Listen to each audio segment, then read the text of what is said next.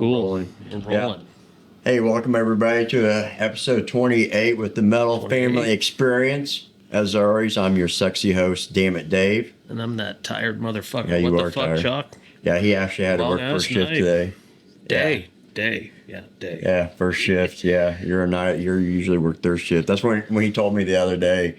Oh man, I was like, dude, he's gonna be fucking tired.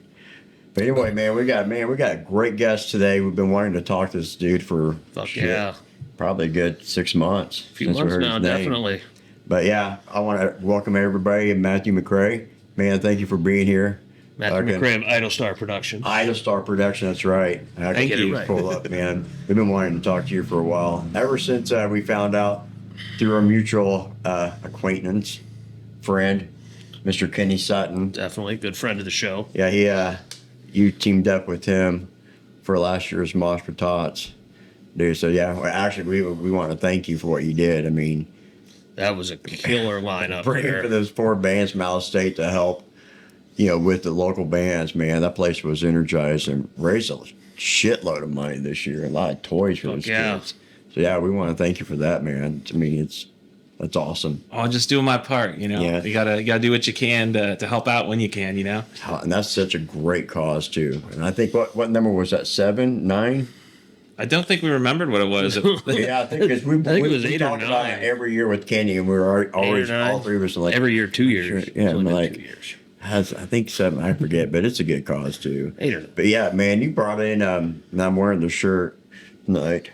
And no moss. The shirt and the bong. I had to buy that, dude. I mean, it's one of those stupid things you see at like a concert. It was the first on a merch table I seen. I was like, Dave. Yeah, he pointed to me. I'm like, he couldn't whip the money out fast enough. I took my cash. I'm like, how much? He said $30. I was like, holy shit. I'm actually surprised that Bonginator didn't have that. I know. That's a missed merch opportunity there. I know. It is. Got that too, because I love collecting like stupid shit that I get from like, gigs and, shows or whatever I'm at.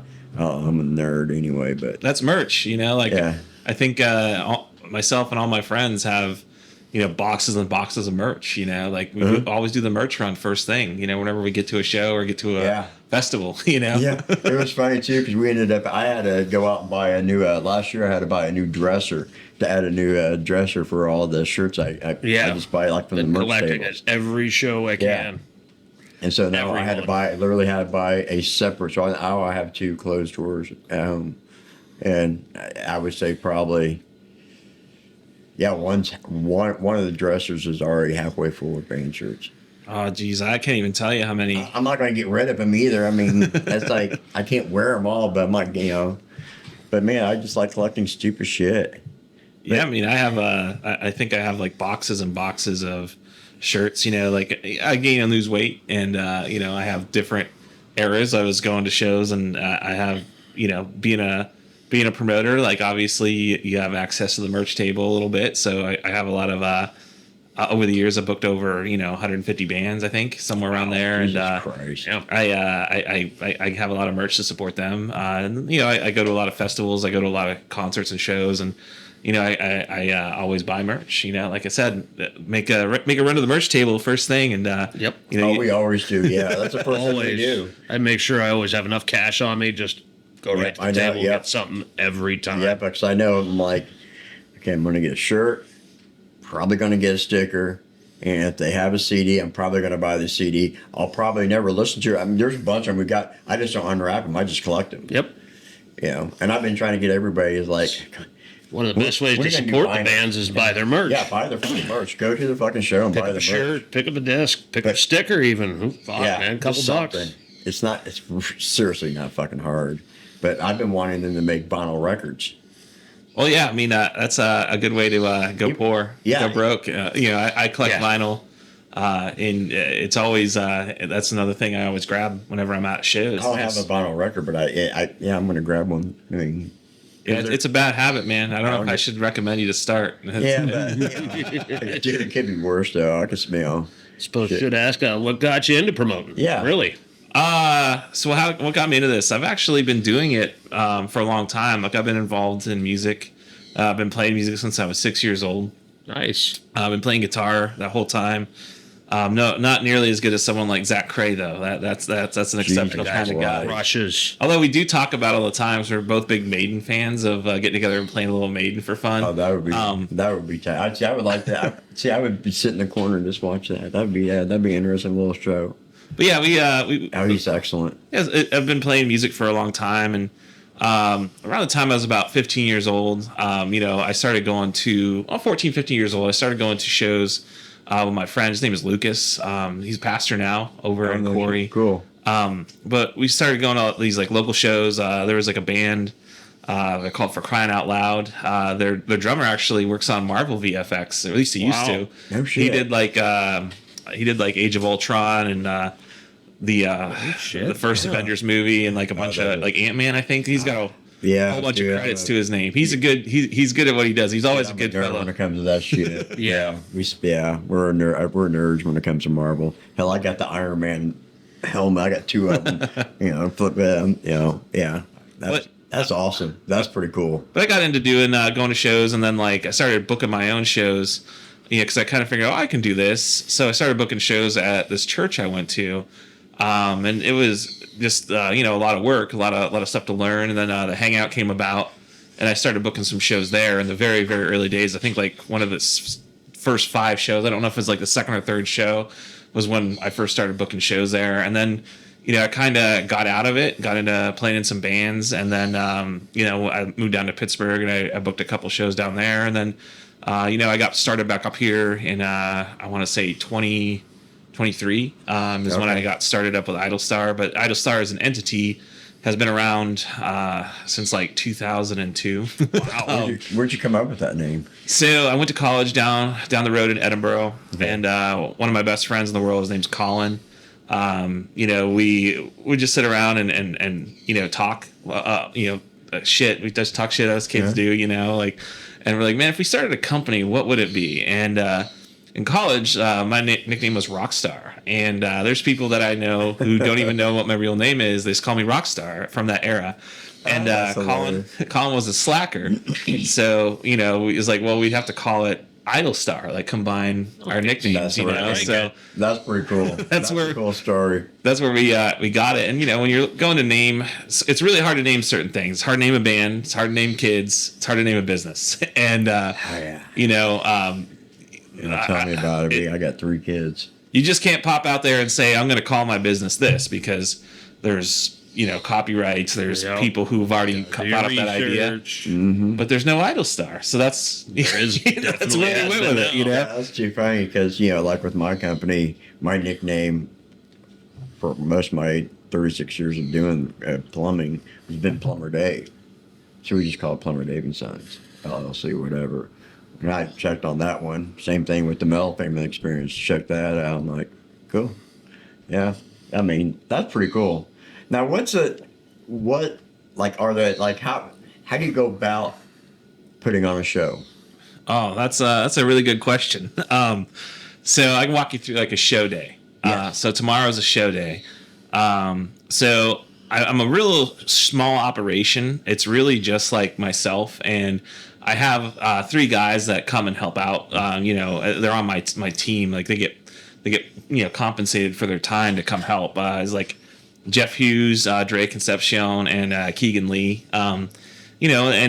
Basically the day starts out the way it used to be before I'm based out of Centennial Hall now. But so I have a large amount of equipment. I have the lighting truss, lighting rig. I have my PA, all my speakers. Like I even do backline where I have like cabs that the bands can use, like all professional level gear I've just accrued over the years.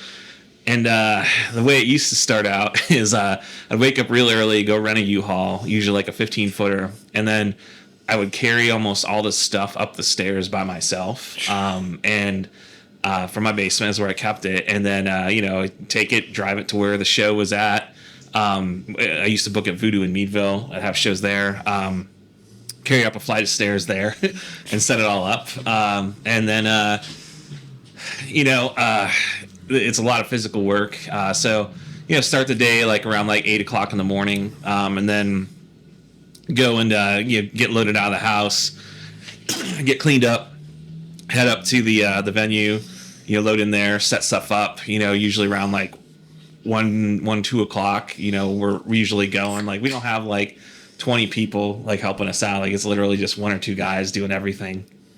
I mean, there's times at shows where I'll be running lights, running sound, and running the door all sitting there at the same time, So, I spend the whole day, running, getting bands in, sound checked, making sure they have like, their brandy glass full of brown M&Ms. I really don't want to beat Bengal tigers to death. Definitely with my bare hands, That's fucking hilarious. Or beat people to death with their own shoes. But that said, I spend the whole day with the show, making sure the bands are satisfied, taking care of everything. A lot of running around. I'll probably walk like 5 to 8 miles a day when I do a show. Steps in. Oh no, I get my steps in no matter what. Yeah, I get my steps in. That's a lot of the work. So I'm basically setting all this stuff up, running these wires. Usually takes me about 3 hours to set everything up. We do sound checks, bands come in, show comes in, and we do all that fun stuff. And then after it's done, we tear it all down, box it all up, throw it in the truck, and then usually back home around like 1, 2 in the morning, and then wake up the next morning, unload the truck, and take truck back. And that's a long fucking day. It is really a long day. That's a long fucking day. So you do the sound and all that, the lights. Yeah. So when I first started getting into shows, like there was a very limiting amount of venue space, and a lot of it was like booked up. So it was kind of tough to get into to have shows at places like Basement Transmissions and the like. So I just I'm very do-it-yourself kind of guy, and like I really am truly 100% DIY promoter. Like I said, I'm very do everything myself. I mean, I'm printing the flyers out, I'm driving them around, I'm making all the calls, I'm financing it 100%. Putting the work in. Yeah, I'm really doing it all myself. So like that's I get help from people. I don't want to say I don't, but I'm not. It's not like a team of people. Like, right, just, I get it. Yeah, I get what you're saying. It's a lot of my time, a lot of my energy I put into it. Because I really believe in not just what I'm doing, but I believe in my community. Right. So I do put a lot of time in, but people don't realize that Erie's actually pretty hopping. I mean, they could be a great scene. I think so too. I mean, it has been a great scene, and in the past, and it is a great scene right now. I think that we're on the cusp of some truly amazing things happening this year that I've been a part of. It's not all me. It's a community, but I've definitely because I'm excited because I think we told you about Centennial Hawk reopening and I can't wait to see that. I can't wait. I'm so excited. Well, I've been helping out there, and I can't tell you. I know we were going through that. I tried. Yeah, I can't tell you any information, or else Jason. Is there a tentative date? Oh yeah, actually the first show is going to be the Menzingers on April 12th. Yeah. Okay. And it's right after that. It's going to be Dreadfest because I knew your show, and that's April 12th. Yeah, April 12th is Menzingers, and then there's Dreadfest, and then we have Kofi Baker's Psychedelic Trip, which that's the son of Ginger Baker from Cream. Really? So he's someone of pedigree coming here, and they play all the classics, like Hendrix and Cream and Beatles and all that psychedelic stuff, and then we go into May. Which May is insane. We just I think we have like 17 shows booked. There's a couple we haven't announced yet. In May? Yeah. Oh, shit. So there's awesome. a lot going on in May. And then, we have stuff planned for June, July, and August we haven't announced yet. And then we have stuff. We got to get out. Like there's a lot going on there. Are you going to be able to bring Bonginator back? Well, they want to come back. That's for sure. That was a good show. I'm sorry. That was a great show. No, honestly, I no disrespect to any of the bands I booked last year, but I think that Bonginator set was probably, I wouldn't say it was the best set of any band I booked all year, but it was the most fun. Like we right when they started, we looked at each other and go, "Oh shit, That was an experience right there. It was an experience. Yeah, actually, Little old to be in the pit, but just watching it all happen and the way they were just commanding or everybody in the pit around like he did. Oh, I just wanted it to was take great. a lot of these, and I say it all the time. I would love to take all these really young bands that are coming up, and just like, hey, watch. I mean, that was a great performance, dude. Yeah, it was an awesome performance, and like what I did for them personally is like, I'm being a lighting director slash, promoter slash sound guy slash whatever, everything. I try to listen to the bands I book, and I design like light cues for their songs, and obviously the album that Bonginator had out. It was very like 80s themed heavy, so like I went really heavy on like the 80s colors, like Miami Vice. If you watch the video from Jay, which shout out to Jay, but you watch the video, you can see that the motif. Like one of my favorite things I did for that set was they have a song like called Ninja Turtles, and like the lights were actually like the Ninja Turtles like colors. Pizza time. And so it was like their masks were like the lights. It was perfect, dude. It was perfect. It was awesome. We shot a couple of videos of them and posted it, and it was just like it was fucking awesome, dude. It was great. Now, how did you get a hold of them?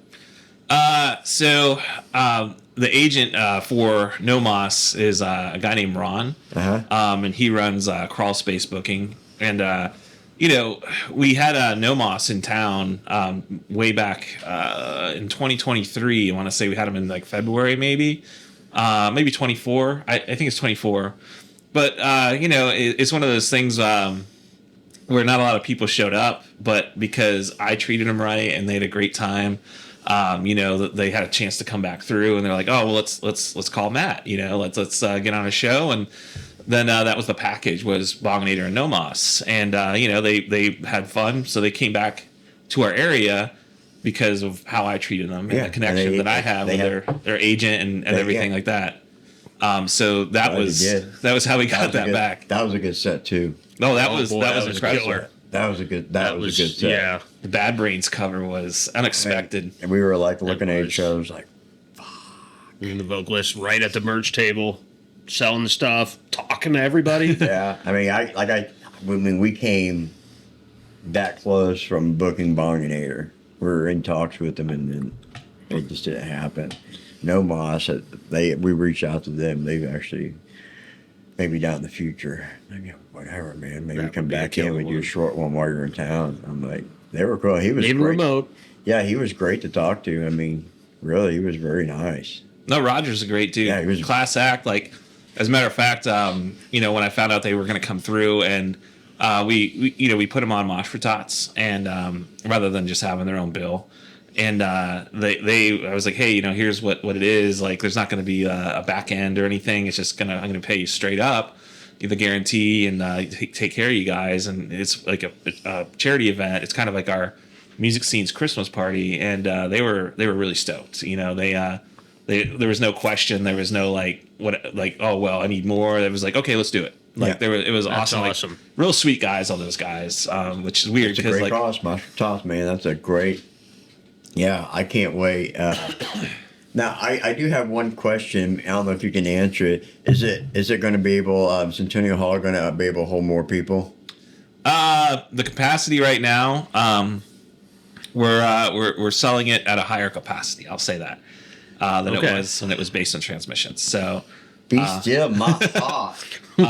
Be still my heart. I think one thing that can be said is that Jason and Nikki are very, very intelligent, and they're very good at getting things done properly in business. I mean, you walk into the brewery, and it's just all world class. And I can tell you that you can expect a world class experience at this venue once it opens. Yeah, and that could, I can't wait to see it. See, that could open the door some more possibilities. Oh, it certainly will. I will tell you that the stuff that I have yet to announce that's coming through. These are agents that are like, kind of, for lack of a better term, like salivating over the prospect of having this venue and the stage open for them to kind of stash things. So, whenever wouldn't it be bad? Another one. Have to them like that in Erie. Well, that the goal is to eventually grow to that point. You know, like right now, our scene is a certain level. Like there's like a finite number of people that are involved that can do everything. You know, and like you got to grow organically. You can't just you know, like you got to have a demand before you can open a business or do anything. You know, so the city definitely it can only support so many events on one night. You know, there's only so many people that is true that are out there. So once we start having every single you know, event overflowing and people standing outside the door at every single venue, like Philly on the Rocks, the Bunker, at 1020 Collective, at the King's Rook Club. Like when we see that happening, excuse me, then we can open more venues and stuff. But right now, definitely, it's a finite crowd. We were even talking like one time, it was like maybe down, like it wouldn't be, I don't know if it'd be a bad idea because you have now, there's a new one opening up next weekend, that Terror from Grace. Some other Meadville. Yeah, down in Meadville on the 28th. Yeah, so that's going to be interesting to see that. But wouldn't it be I don't know, maybe in the Summit area, you know? Well, there was the Summit. It was like I think the Assemblies of God Church to open it up is called. I think it was called the Summit, and then that was very short lived. That was only around for like maybe like a month or two. Really? Until they heard. Didn't even hear of it. No, I probably was. It's still there and it's still used for something. I don't know what, but it's pretty rad that, you know, that was at the time where we had Forward Hall and we had to hang out. You know, we had like... Was that ran by, did you say was it ran by a church? Yeah. They probably heard the metal music and like, oh, no. No, I think it was something to do with the swearing and things like that. You know, because it's a prerogative. It's their money. They can do what they want. Exactly. I think it's hilarious, though, that the church held a metal show. Well, it was designed to be like an event center like that, you know? And but at the time, again, we had like so many venues going. We had like 400 or 500 kids showing up to almost every show. And we just don't have that right now. And I think we can get there, but right now, I wonder why. And that's what I don't, you know, been wondering is like why these kids aren't getting out and going to these shows. It's a generational thing. I mean, this is something that I talk about with, you know, my fellow promoters from across the country. It's not just here. It's everywhere. You know, like there's a million things that can like attract your attention. You know, like a lot of kids are antisocial these days. You know, very much so. Playing in bands isn't a cool thing right now, and it's become more accessible, so it's not as special as it once was. So there's a lot of stuff out there that's not up to snuff to what it should be before you're out playing and everything. We'll say. Right. You know, and what happens is what you have a relationship. It's a whole ecosystem where there's venues, there's bands, there's promoters, you know, and there's people who come to shows, and everybody's got to kind of pull their weight. Like when a show's booked, like everybody's got to send out posts. Everyone's got to go out and flyer and like actually physically like, you know, promote the show. And a lot of times, a lot of these local venues that rely upon rental fees from promoters and alcohol sales to stay afloat, they'll have bands that just want to play shows. There's nothing wrong with that. Like you want to get on stage, but you know, like you'll have there's a couple venues in Pittsburgh I can name off the top of my head that recently closed and went out of business because bands were booking it because they wanted to play, but they weren't bringing anybody in. And the people weren't coming in and buying alcohol. So yeah, and that's another thing I saw. Like I've heard that a lot. Is a lot of people say this generation isn't drinking. Yeah, that is another thing too. Big thing. There's a lot of breweries and distilleries that have actually gone bankrupt in the past few years because you know they're not drinking. They can't all be like, what the fuck, John? Yeah. No, not everybody can. That doesn't happen. You know, like people don't. Drink a ton these days, but that's what the lifeblood of venues are. But when it's, you know, if you are depending on like a Friday and Saturday night to have a big night and like 4 people are there because like the band's playing didn't promote the show, that hurts the venue, and that happens enough times. Right. You know, the venue goes in the red and it goes under. And you know, that's where it's really important to build that community and build that sense of everybody coming together. And you know, 2 events that we had recently like that was Mosh for Tots. Mm-hmm. And we had you know, an unfortunate need for this event to exist, but we had the benefit for Kenny. That was huge. Oh, by the way, I still got to pick up that gift thing from my kid. I haven't been. I have it at my house. I haven't been. I should have told you to bring it. What's coming out this way tonight? I haven't been in that area. every time I like, my wife will like have like her paycheck for me to or the put in the bank. It's that damn it Dave coming through. I'm never around the bank. So I'm heading that way. I'm heading over to go pick that squirrel. Yeah, well, That's Dave. I do squirrel off, but that's, I mean, but you're absolutely right though. I mean, Kenny Sutton's benefit. I mean, I love that dude. But man, that was a great show. That was a good show. The whole reason for it sucked. The whole reason Naturally, sucked, but that was a good total show. shit. But Yeah, I mean, how that great turnout. And how quick you all and the support. Dread put You that guys, on. yeah, you guys killed it throwing it together that quick. Oh, well, I mean, that's what we do. Like I said, everyone's good at something, and this happens to be something that Jay and I are both really good at, and it was how we could help out. You help out how you can, when you can, and do the best you can. Yeah, Dread's a cool. You Jay's a both great definitely dude. did. Yeah, Definitely did. yeah, because we got to reach out to him and get him on before Drive Fest. He'd be all about it. Yeah, last year we had Yeah, him. we had him here last year. Tell him what happened. This is hilarious. Was what, a Wednesday? Yeah. Wednesday, he's at the front door. Nobody's home. I think I was in bed or I was at work. And we got the Ring camera out there, and the wife saw it. Says, they don't do that till Friday. Yeah. Yeah. It's like, oh, shit. shit. I'm like, and I went back on my message. I'm like, maybe I screwed up. I'm like, no, he just had the wrong day. He had Felt bad because he comes from Ohio. Yeah, So and he it's came like- back, and we had a blast with him, man. Oh, yeah, He's a it was cool a great dude. time. He's a great guy. No, I love Jay. He's one of my good friends in the scene. And he obviously, we teamed up on a really cool event that we accomplished our goal. Our goal was to raise a ton of money for Kenny, and I think it was like close to $7,000 is Yeah, what that's we right. raised. Awesome. And then the Laverys also gave a undisclosed amount as a donation as well. Awesome. So they like when you do things for the right reasons, it just good feels things good. happen. Yeah. It feels good. It feels good. Yeah, I mean, yeah, but I know tomorrow you have a show. Boy, I can't wait. But you have another one coming up too. Yeah, the show tomorrow, which this will air after the show. Which, if you weren't there, you missed out. Yep. Definitely. But I will say I have a really, really cool show, and this show just kind of illustrates everything about music I love. The headliner of the show, it's on Thursday, March 26th. It's at the Bunker, and it's this band from Venezuela. They're called Zeta.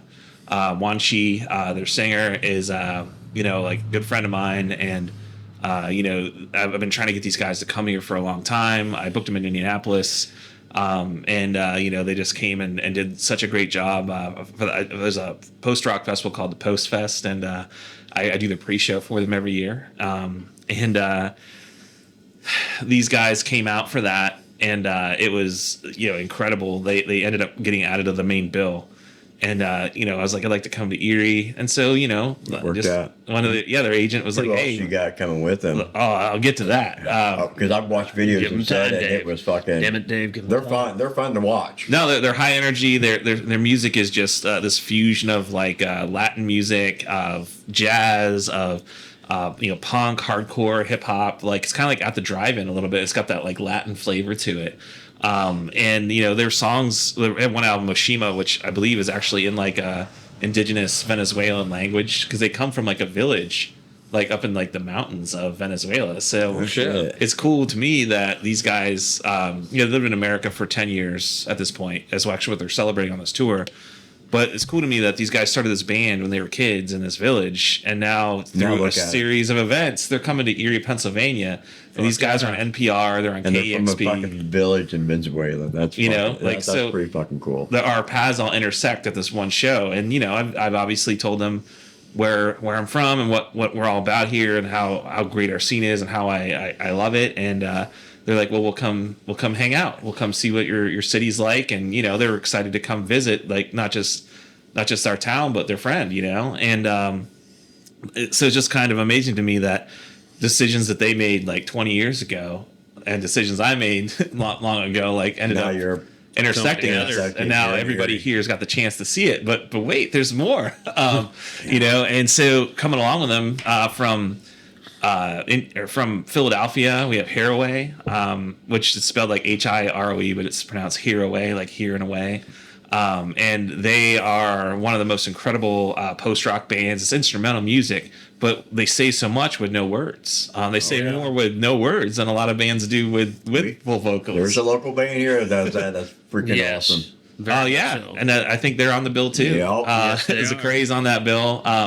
But Hairway, they had an album last year called Wheeled. And it was one of the most incredible post-rock records released last year. And that's awesome. Acclaimed, like, they sold out of, I think, at least 2 runs of vinyl of it. Wow. So it's well regarded, and it's great they're coming.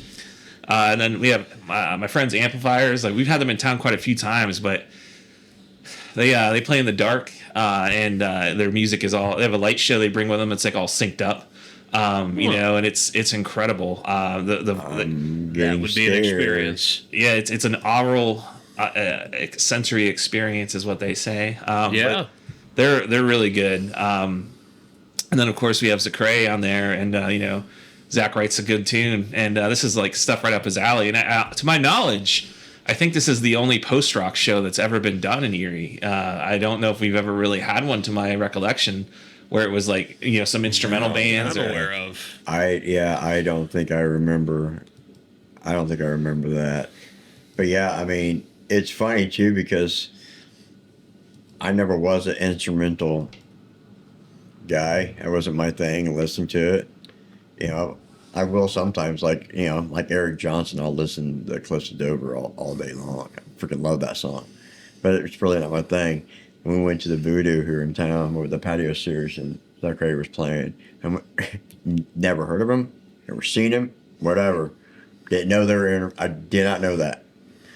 I started playing, I was like, within 5 minutes, I'm like, oh shit, this is good. Yeah, a lot of the. Really, man, this is a man. A lot of the instrumental bands, like, they, you know, really, you know, bands like We Lost the Sea and you know, stuff like that just are incredible, but you got to go actually dig into them. And they're really like a musician kind of band, you know, like that's your favorite musician's band, or favorite band, rather. Yeah. Are you like me? I don't know if you're like me, but I'll sit there and just like focus on one, like the guitar player. Like if I'm watching Zachary, I'm Jesus Christ. No, I mean, whenever you're watching bands play, like, it's always like, I always do zero in on, you know, the individual member just watching, like, I can't believe this person's doing this. So, yeah, I'm like, how? Just blows your mind watching how they can do that with that. I mean, Chris on bass is like, dude, first of all, that bass is bigger than you. Like, and you're making it talk like that? And I'm like, I can't see your fingers move. I'm like, this ain't happening. No, and it's great. It's to me, it's I love it. I love seeing that technical. You know, I love watching a technical band. No, you're gonna love all the bands on this bill. They're all insane. Like I said, Amplifiers is kind of like an all-star band from Pittsburgh. Like everybody, like John Miller, is one of the he runs like either Ice Block or Blockhouse, or maybe the Ice House. I don't know. But he runs like a really prominent studio in Pittsburgh. And he's just a phenomenal guitar player. You know, and these guys just had a new album come out last year, and that it was insane how great it is. Like, these guys have that aura, and they're one of those bands I think deserve to be huge. Shit. Yeah, there's a lot. Yeah. Man, people don't realize there's a lot of good underground music. Well, there are more great songs that you have never heard than there are great songs that you have heard. Oh, I can guarantee you. Very true. Oh, I can guarantee you. Just the problem is that you know, it's a good and a bad thing. Is that music equipment became a lot more accessible, and it became a lot easier to get, and so it kind of has made the transaction cost to play music. But before, if you wanted to, you know, go buy a Marshall head, you couldn't just go to World of Music and buy that. You had to like luck out that they would have one in town, like you know, back before like eBay was a thing. Like you if you couldn't drive and find like an Orange head or a Marshall head or a Mesa head, like you were out of luck, you know. And now you can just go order that and it's delivered right to your doorway. Yep. Get it on 18 payments or 48 payments, no interest, you know. And 73 payments. I get it. You know, but because there's such a proliferation, everybody is out there making noise, which is a good and bad thing, you know. You know, it's great that people are out there inspired, but also like it makes it that much harder for like truly talented artists to like sift through. Because think about, whenever the stereotype of the douchebag with the acoustic guitar came about, and like everybody had an acoustic guitar, you get one for like $1.50. Yeah. And you go to cafes and they just be up there like, I learned like 10 chords, I can play, some songs for people, and that's how you start. But there's more to it than that. Like that's the entry level, but to advance higher. But what happened is like, you go out and that just almost becomes like wallpaper music. Like you're not paying attention to that. Like there's been time and time again. I mean, I think like, there was like, I think like Green Day, like dressed up and they played down in like a subway and everyone just walked right by them, right. Or, other people who, like famous musicians, like John Mayer's done it. Like a couple really famous musicians have just, gone busking and nobody paid attention to it because no one cared because they tuned it out because they saw no value in it. And background noise.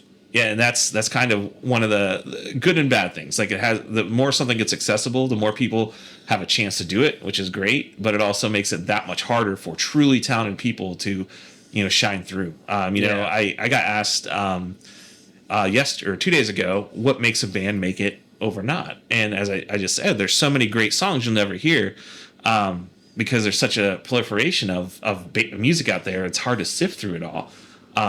That it's really hard for bands to get noticed. Like you have to be exceptional. You have to have great social media presence. You have to tour. You have to actually go out and make connections with people, and it's tough. Like Indianapolis, for example. We had a band like called Antlerhead who came from Indianapolis, and I think like their 12th show like ever outside Indianapolis was like here in Erie. And they did like $3,000 for the merch that night, which was like insane for like an unknown band. Like everybody loved them. They were just so incredible. People were like, why aren't you guys famous? But that's just a local band in Indianapolis.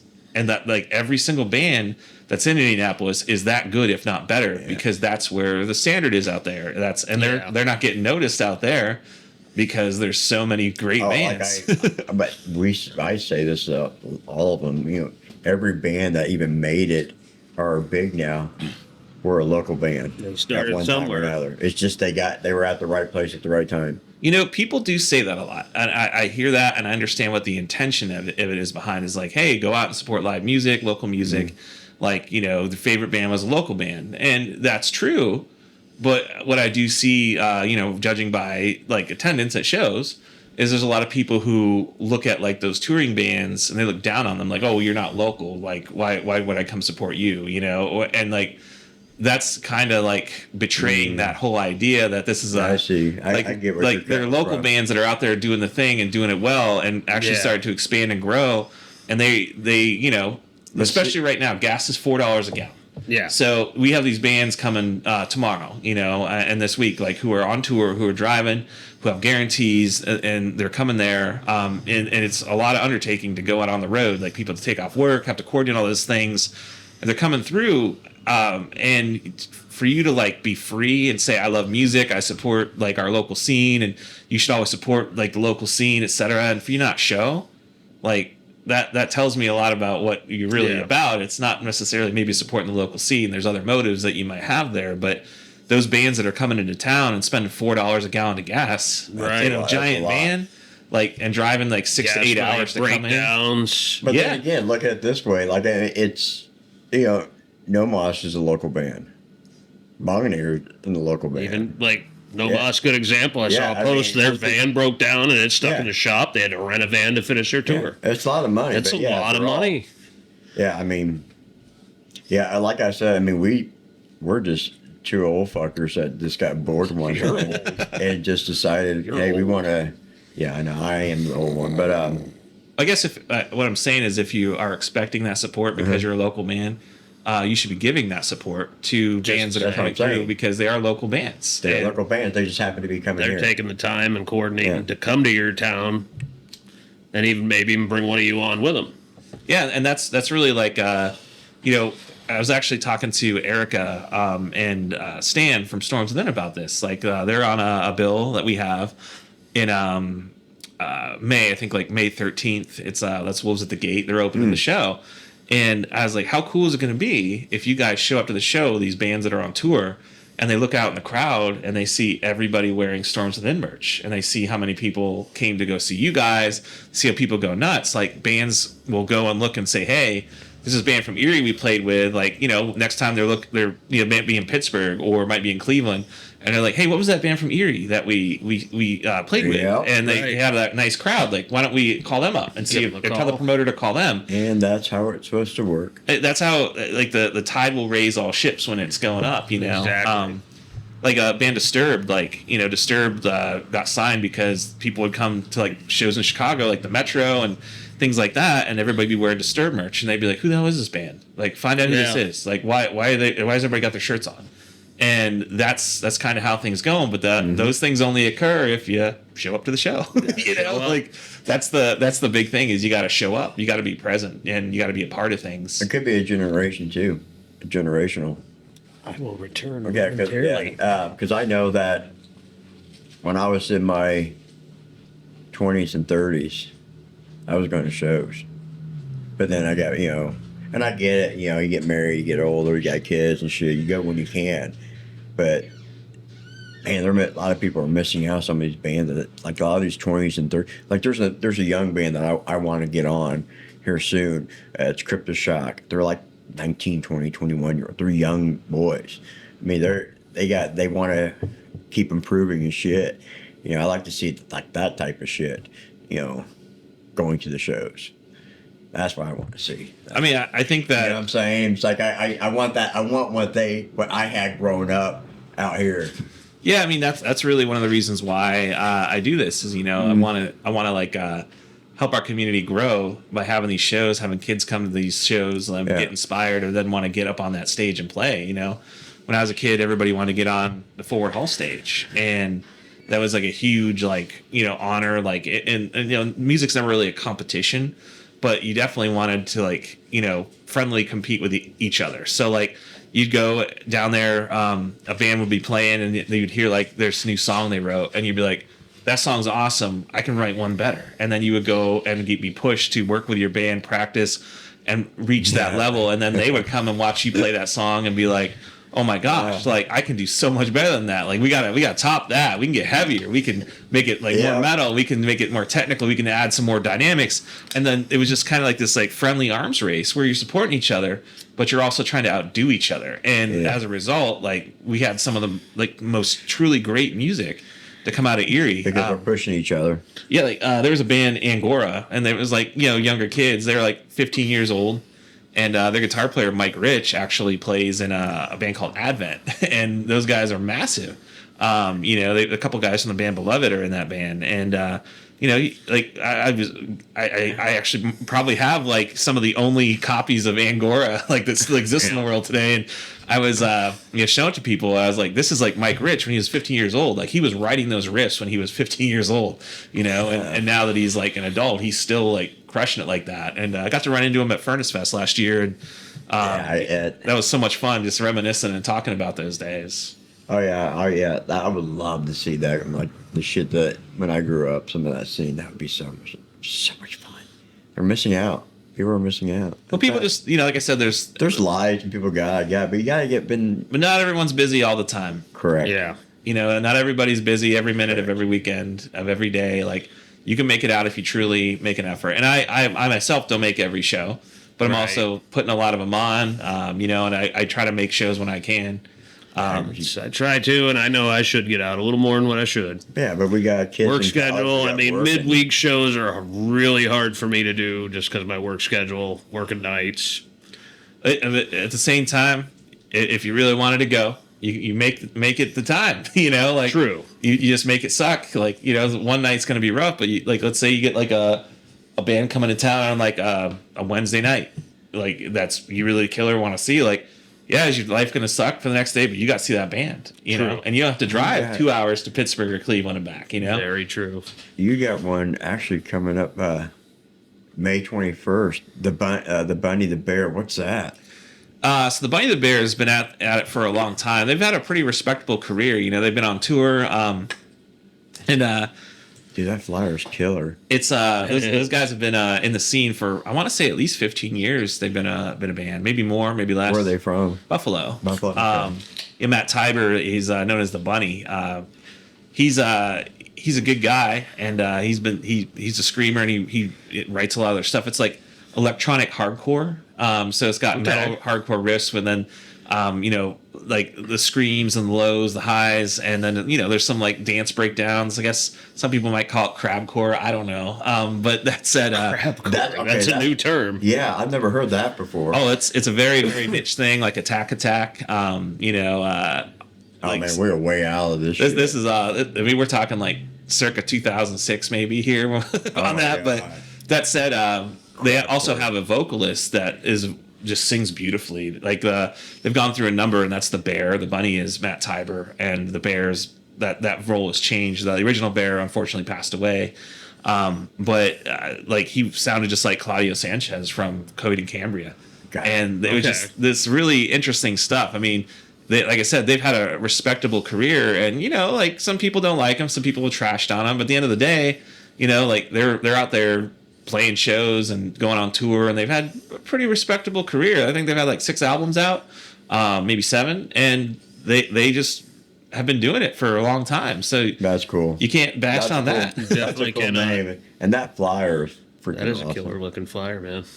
I love flyers, dude. I miss the days of flyers on like in There's the some city awesome artwork on and it. Really is. Light poles and shit. And everywhere you went, there was always flyers for like.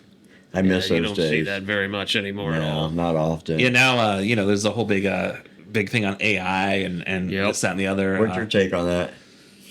So for me personally, I think that like a lot of the flyers I have out there, like they come from either commissioned artwork or they come from like the artist will provide, like the agent will provide an ad mat, and then I just add my particulars to it. So they commission artists to do those things, or even sometimes people in the band make them themselves.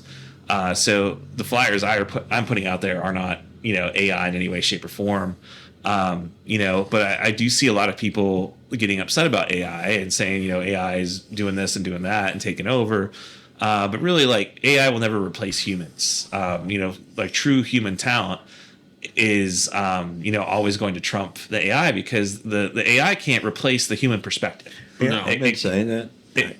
It can't replace the human experience. I mean, it can mistakes. It can mimic it, but it can't replace that perspective. You give 10 different 10 different artists 10 different prompt, or the same prompt, to paint the same picture, and you can get 10 different pictures, because all Every 10 time. of them are going to have their own interpretation of that. And that said, like, there are a lot of people are like, well, it's not so simple, when you have a budget for a show to pay money to make flyers and things like that, so that's another thing I got good at, was making my own flyers. Right. Yeah. But that said, the same people I see like complaining about that, they're just saying like, oh, well, you need to have it not be AI, and you need to pay an artist, because if you pay an artist, you can do prints of that, and you can sell those prints, and you'll make all your money back. And that's sounds like a great idea on paper.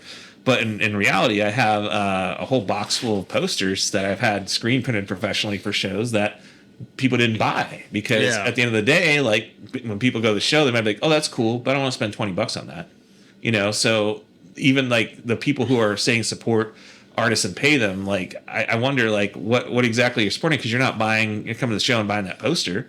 You're not encouraging people to buy that poster. You're not sharing that out. I mean, I can't like say for certain, but I know I put a significant amount of money into artists' pockets, for show flyers and posters and things of that nature. And I do it because it's cool. I'm a big poster guy. Like, I love some of my coolest posters, like Tyler Harper, played in a band called Capra. He does a lot of my artwork. Daniel Wyant from Zayo does a lot of it too. He did a really cool one for 68 when we had him in Meadville. I always take a local legend and like make it into like a artist's interpretation of that legend. And the one Dan did was like the legend of Pig Hill in Meadville, where there's the mutant pig people that eat folks on Lover's Lane, and he did it in the style of Tales from the Crypt comic, and it was absolutely incredible. And I have a ton of those just sitting around that nobody bought. And again, it wasn't like it was $1 million. It was like $20 to buy, maybe 25. So yeah, like, people say that it's the world isn't simple like that. So I personally don't use AI. But if there's somebody who is like, budget conscious and they just wanted to get a flyer out or whatever, like I understand why they would do it. I don't agree with it. But I don't think they deserve to be like, hey, it's whatever. But also, I know a lot of people complain about AI, but I've seen a lot of people complain about things that aren't AI, that I know for a fact aren't AI, and they're saying they're AI. Yep. And I'm just like, well, you can't even tell the difference between them. And what are you complaining about? That's AI. I mean, because I found a picture of a skull that I like, but I didn't. It wasn't the way I wanted it. I'm like, well, let's try this, and then we settled on. It's like, oh shit, we like this. I'll say this much: my daughter's going to college for graphic design, total art. She hates the fact that it's AI, and she has been working on one for us. Honestly, she really hates the fact that it's AI. But I needed it. It was cheap. Didn't cost me anything, and it's not like we're printing flyers out. That's just our logo. Yeah, I mean, at the end of the day, with my posters and flyers, like I'm paying the artists to do them. They're making them, and I'm not making any money on it. It's more or less I'm just doing it because it's something cool to do. It's the right thing to do, but it's not as simple as just you just print these flyers, print these posters. People will buy them as artwork. Now what I do is if I want them, I'm like, oh, I like this one. Print it out. I just print it out on my printer and put it in a frame.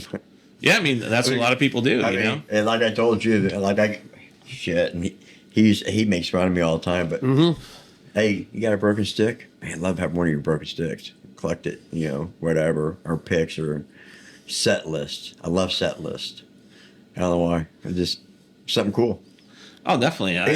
For me, that's what posters are, and like, you look at collect those. I got posters from like we had me on here for the Hootenanny last year. We have a signed Hootenanny flyer hanging on the wall. Be the same thing at the massacre and all that. I mean, we're nerds. Yeah. Oh, me too. I love it. I don't know. It's just it's cool. I mean, because to us, collection of signatures of everybody that's been on the show. Yeah, because we'll have you sign that because it's cool to us. I know it's stupid, but it's like one of these days we're going to have one of these flyers that we collect. We're going to see them like in an arena. Yeah, and I'm going to be like, dude, I got this from when they were like, this is awesome.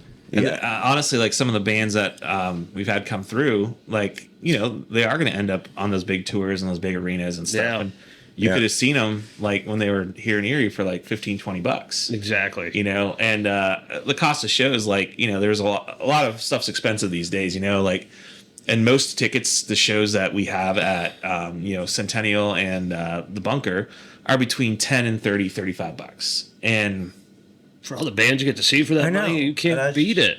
No, you can't. Yeah, because we were talking beforehand. It's like, I was amazed. Like, I go to a lot of these shows and it's like just free to get in. $30 or $35 or $40 to go see like four bands. 5, 6 bands even. Cool. Man, I'm getting here to take my money. Yeah, I mean, I don't have a problem with that. It's even like $10-15, and like I try to be cost conscious. Like I know we have a lot of shows in May. Right. Excuse me. So I actually have a May Mosh Pass you can buy. I sell a limited amount of those, and it gets you into every show for May. It's like $75, and you get into every show. Not like bad. So. And if you go, let's say if you can only go to 3. Yeah, if you want to go, if you can only make it to 3, you still got your money's worth. You got your money back. Oh, 100%. You know what I'm saying? I mean, it's like, that's pretty smart. Well, I like to help people out, because I know it's expensive, and I know that, money is a limited thing for the entertainment budget's smaller than ever these days for people. Definitely. So I try to do what I can, and I don't really make money on shows. I've never, maybe like once or twice, made money. All the money that comes in, the finances of the way a show works, that money is going mostly towards the bands. There's only really like on the back end after you pay for everything, pay their guarantees, pay their pay for all the costs to have the show, like the security, the rental, the staff at the venue, and then their catering. You only get that's whatever amount that is. It's called back end, and once you hit that, which almost rarely ever happens, but when you hit that back end, then you get like anywhere from 10 to 20% of what's left. So you're talking like a show. Let's say it has like $10,000 of revenue. It costs $9,000 to put the show on, like you owe that band another $900 and you're only walking out of there with $100. Yeah. You know, like I've heard stories of people saying they made like $1,000 or whatever. And I'm like, how did you do that? Like, because I know the way these deals are made, that's not the way it works. Well, I mean, you got to have a passion for it. You do. I mean, because if you're like you said, if someone got into like the promoting, well, I want to make a lot of money on it. You're not going to start off that way. No, I mean the venues will make money on the alcohol. Yeah, but the promoter themselves, there's not really much margin there to make any money. You know, like it's really something that you're doing because you're passionate about it, and you're not going to get rich. You know, like a lot of companies, like Live Nation and some of the more regional promoters have gotten rich, but they do things like they get alcohol cuts from venues, and that's not a reality of our situation we have here in Erie right now. They also have, situations where, they will do merch cuts, which that's not something I'll ever do, is charge a band to sell their merch, No. So there's nothing like that I'm doing, so literally it's a lot of work. It's a lot of effort, a lot of stress, that I put myself. I can imagine. Like you said, starting out at 8 a.m, home at 2 a.m., and you're looking at a 16-hour day, 18-hour day even, and you make $100 for it. Yeah. If that, most of the time you're losing. I've lost a lot of money over the years. Breaking even is the pipe dream a lot of the time. Doing it for the love of it. Yeah, Man, and that's admirable. Very admirable. Yeah, and here we are. We're just doing this out of selfish reasons, just to meet the bands, but it turned into meet like the people involved. Yeah, getting more bands on here and shit, and people now request because we honestly didn't think we were going to ever get anybody to come on. Oh, once people, some people relish the opportunity to come sit in front of a microphone, so yeah, there's no shortage of that. No, Definitely not. I mean, but no, we get them asking, but. And then we had a couple bands that wanted to be on the show. It's like, wow. Yeah, but cool we try to share everything we can that we see on Facebook that get people out. At least We do the best we can to help promote the shows and whatever we can do. We try to make it to what we can. Like we're once again going to be live at the Hootenanny, like we were last year. We try to do stuff like that. We're even trying to come up with some new ideas, like maybe.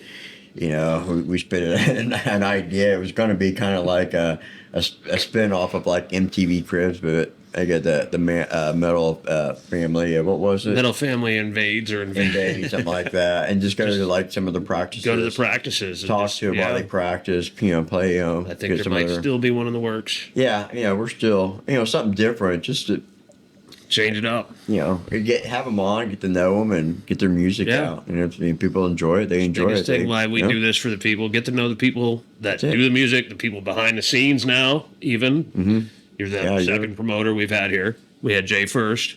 Yeah. Now you. Yeah. I've always believed that whenever you're gonna do something, you gotta do it the best you can.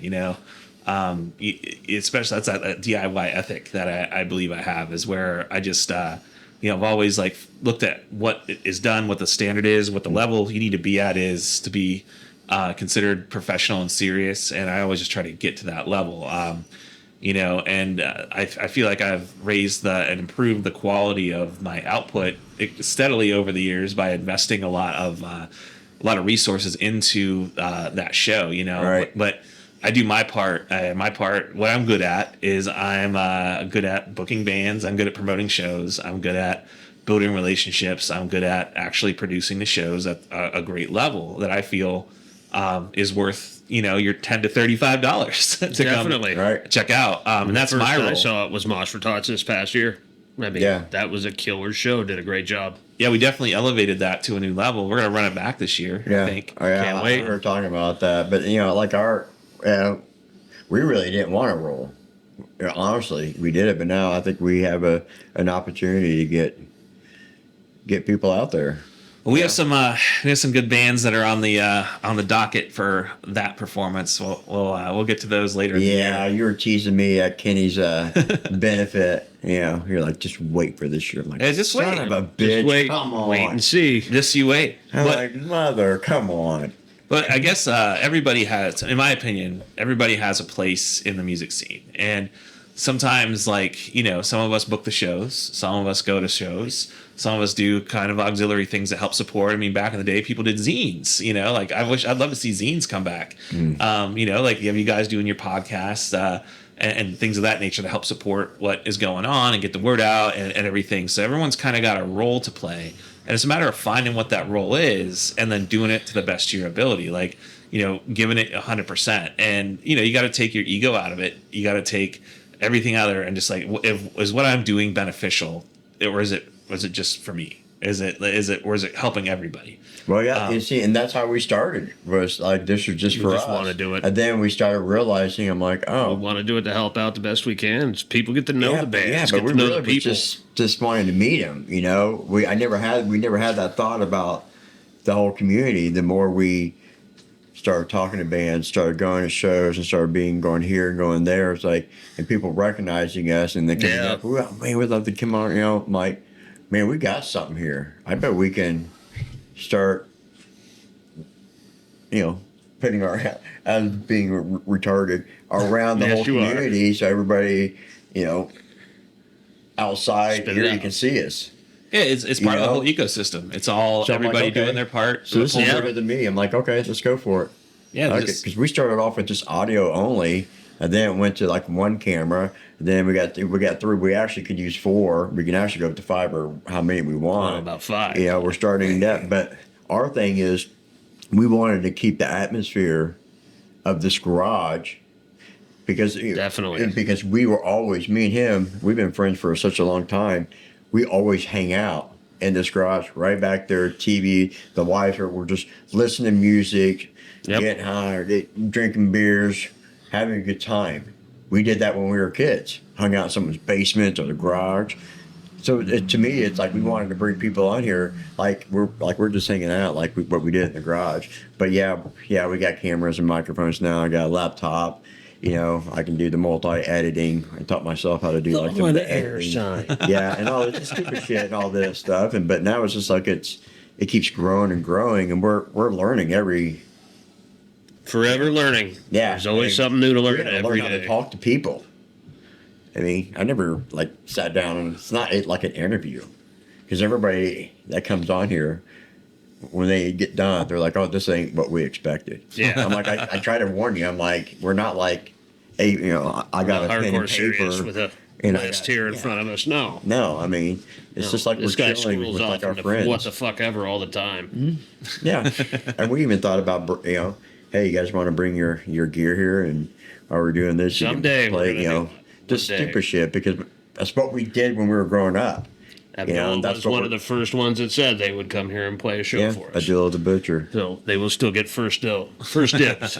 Yeah, but then it turned into, maybe we can help the community, or at least get the word out. I mean, get the word out the best we can do ourselves. Anything that helps, and like I said, doing it the best you can, like, looking the ways to improve, like learning new things, growing, and then just being more of a use. Like at the end of the day, it's all about, the tide raising everybody up, and picking up the rope and pulling it, doing your part to help out, and finding out what that niche is, and sticking with it, and not being afraid to be like, hey, maybe this isn't where I fit.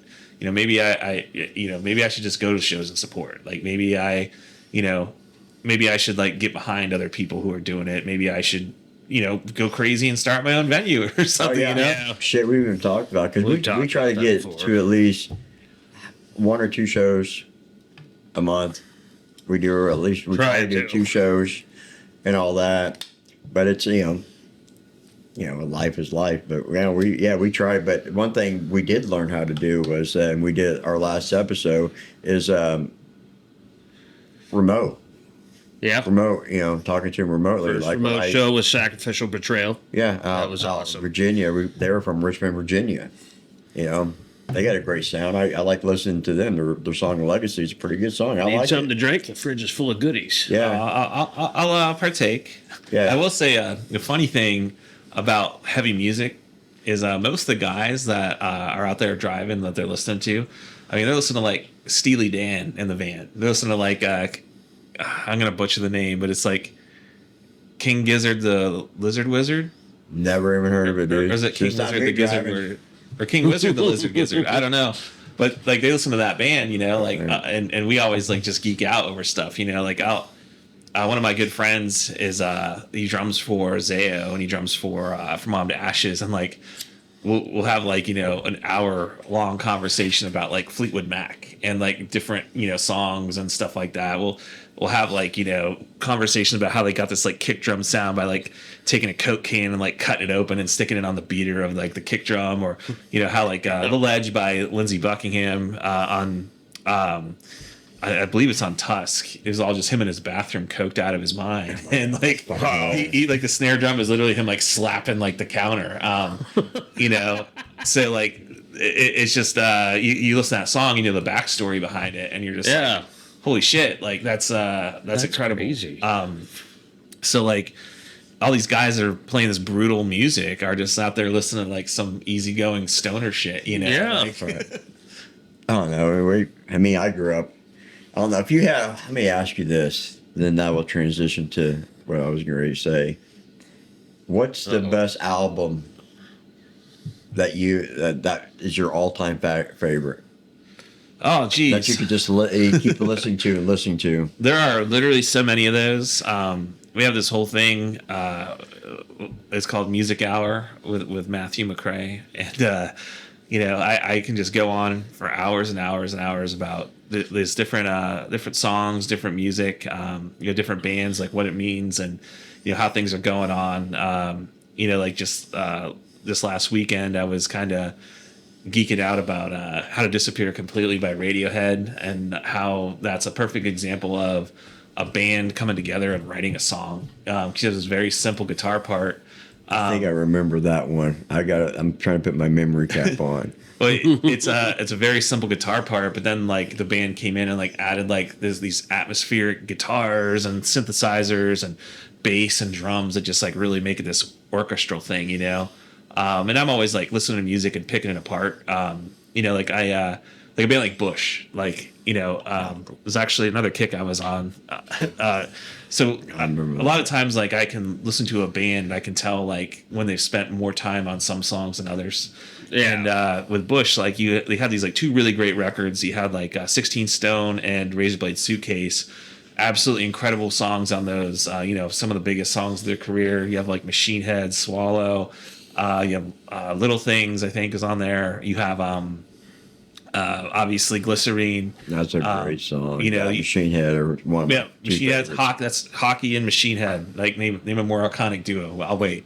But that said, like those are great songs. But then their follow up, like the science of things and the way that album was written, is that Gavin Rossdale actually just like went off to a mansion and then he came back, all the songs demoed out, and you listen to them. There's a lot of great ideas in those songs. There's only one song on that record that sounds it was like fully like realized, and that's The Chemicals Between Us, like the big single off that record. But the rest of it, I'm like listening to it, I'm like, these are ideas for songs. These aren't songs. They weren't like finished up all the way. There's some great parts. It was rushed. Yeah, like it was. There's just the care wasn't there, and that's very apparent in music where the care just isn't there. And you know, I always love second records from bands because like you have your entire life to write your first record. Yeah. Like, you know, you can sit there and have songs on that record that you wrote when you were 10 years old if you really, you know, can remember them and worked on them that entire time. You put out a record when you're like 22, 23. And, you know, like that first record, there's so many amazing debuts. It's the second record that really separates, you know, the talent from the untalented and who's going to last and who's not going to last. Okay. Because you got to write that on the road. You got to write that, you know, when you're out in the shit doing the job, you know, and that your experience really informs that. So this is all as a roundabout way to answer your question. That's a fair answer, because I always look at the band's first album is usually the best one, because it's usually the polished one, and then the second one, depending on, to me, all depends on when it comes out. Like if it comes out within like 6 months to a year, you know it's rushed. But if it comes out like 2 or 3 years later, it's probably a banger. Well, sometimes it's not. Fair enough. The example I think, and I would say it probably, I don't know if it's my favorite record, but it's definitely one of them, is Recovering the Satellites by Counting Crows. You know, like the first record came out And that first record was Mr. Jones. Like, oh, I just want to be famous. song. How cool is it going to be? Yeah. And I'm famous, and we're out there being these big rock stars. And then, you know, all the songs on there are more like earthly feeling. Like when they put that, they actually had the audacity to send an entire like 30-song demo to like record executives, because that's how much they believe in their songs. And normally people would be like, well, fuck this, I'm just gonna throw it away. But as it turns out, like the one of the lawyers they sent it to, he's like, this is really good, I'm gonna call you back when I'm done. And he listened to the whole thing and called him back, and then there was like a bidding war, and they ended up going with Geffen and all that. So the first record, want to be famous, it's gonna be so great when we're famous, it's gonna be, we're gonna make it. Second record, it's about how much being famous fucking sucks. And it's much more visceral, it's much more you know, everything that I love about Counting Crows, and I don't think they've made a record like this since then. It just, all the songs on there are just really like introspective, and they're just really like examining things. Like Adam Duritz can write incredible lyrics. Like there's like another Horse Dreamers Blues on there, which is about a play. Where this girl named Marjorie, like whenever she, you know, she can like actually dream like the outcome of horse races, and she gets like enslaved by people and forced to do that. It's like, it's a interesting thing. But this guy just went and saw this, and then he wrote a song about it, you know. What the fuck? There's so many awesome songs on that record. Goodnight Elizabeth is another favorite one. There's so much soul in that. The title track is all about like, you know, going back to your hometown after you left, and just kind of like, you know, kind of soaking in like, what the fuck just happened to me? Like I used to be this kid just around the town, and then I was like this world famous rock star, you know. And like just that, the guitar lines in that, the song structures, just everything about that record. You know, I learned a lot about songwriting from listening to that record a lot, you know, and that record means a lot to me as well, because I went on a weekend trip, and then my mom like bought it for me, and it was like waiting for me. It was back when you get a CD when it came out brand new for like $7, and you know, it was waiting for me, and so exciting. I immediately, we're gonna go see my grandmother in the hospital because she just got like a knee replacement done. We were driving like a couple hours away, so like we can't leave until I get this like, you know, copy to cassette. So I copied to cassette, put in my Walkman, and then that's all I listened to. And I was like, just for like 3 hours, just in the car, just like, oh my god, this is an incredible record. And obviously the big song on there is A Long December. That's one everyone knows, but there's not a bad song on that record. And I love that record just because it's such a dichotomy with their first record, but also there's so much great songwriting on that record. And that's kind of like how I judge a lot of bands, is like is this as good as this record there, you know? And I say another a great record is or a great band, and a favorite is Cracked Rear View by Hootie and the Blowfish. I mean, huge record. So like so many great songs on that record. You know, and you ever see them in concert? Several times, actually. Every instance of violence I've been around at a concert has involved Darius Rucker. So no shit. That's nothing riles people up like hearing Wagon Wheel, let me tell you. But that said, you know, I've seen them a couple times. I go to a lot of concerts, a lot of shows. Like I actually will go in to try to find and identify good bands that are out there. And I liken it because I used to listen to a lot of samplers when I was a kid. And, you know, I can like actually listen to about 30, 40 seconds of your song. I can tell you if you got your shit together or not. I can tell if you're in time with one another. I can tell if you know what dynamics are. I can tell like if you actually know how to play your instruments. I know if you know how to play with each other. I know what bands you probably listen to, where you were inspired by. And if it's Cooks, I'll keep listening. But if it doesn't, next. Yeah, that's how I you know. I see your I mean, your love for music. I mean, shit, we're just. I'm seeing it's inspiring, dude. It's freaking awesome. Because I'm sitting here thinking, man, I never even thought about that. Okay, now I'm gonna have to look at shit differently now. God damn it! I just like the way it sounds. I mean, I love the way it sounds too, but I like to dig in. You know, I like to really you like the background of plenty that I get album. into that I can really get deep into sometimes. Yeah, so I get it. And I love music in a way that you know, I feel not very many people do. You know, like I really dig in. I mean, I remember the days when I was a kid, like it's all I really had. You know, like I've had a lot of stuff happen in my life throughout it, and you know, music has been like the one thing I've always had. And you know, when I listen to a song, it's not just like I'm listening to a song. Like I'm like digging it apart. I'm you know, listening to what the person like felt, what they meant with those lyrics, and like trying to like, you know, interpret it.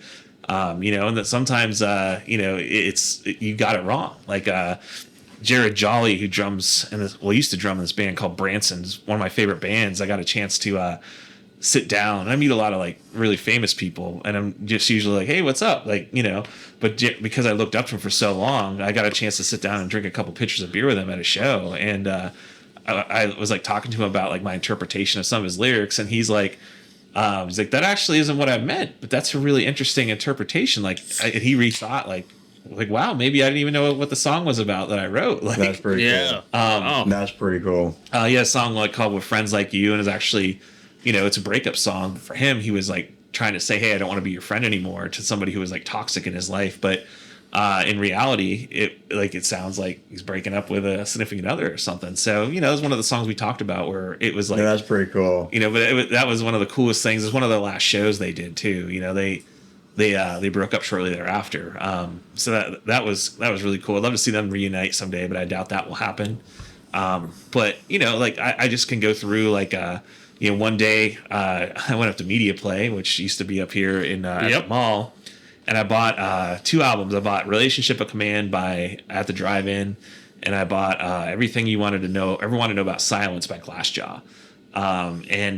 Like those 2 records have been some of the most influential records on not just the way I write, but the way I perceive music. The way I do things, the ethos I have. Those 2 records, like that day, literally changed a trajectory in a lot of my life. Like hearing these bands and listen to those 2 records.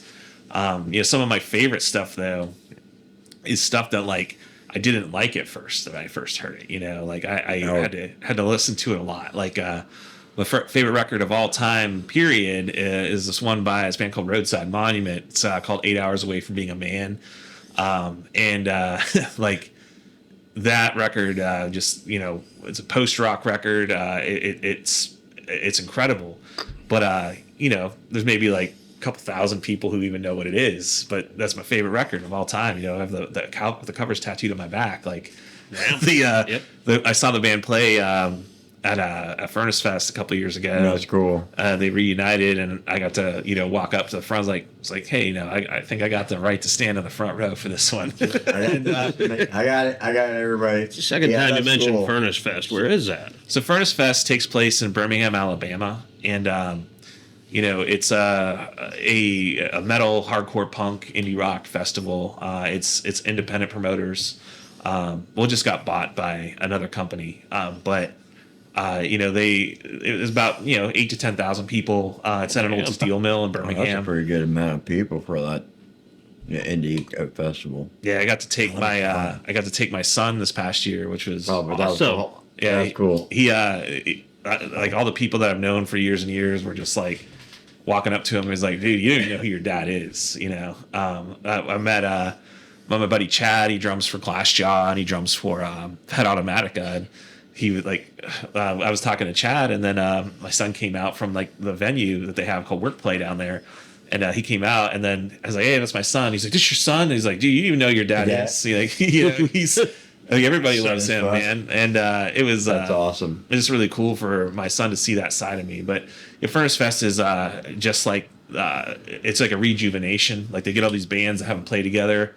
To reunite and come play Furnace Fest. And that's cool. That's pretty cool. It's a mix of like, other bands that haven't made it yet. Like, got a band like Turnstile. They played on one of the stages. Like, it was a smaller stage, and now they're playing arenas. And they're open for Blink-182. And that's pretty cool. There's music from Taco Bell commercials, dude. And you could have seen them at Furnace Fest. Name sounds familiar to me. They're one of the biggest hardcore bands right now. You can go buy the record at Walmart right now if you wanted to.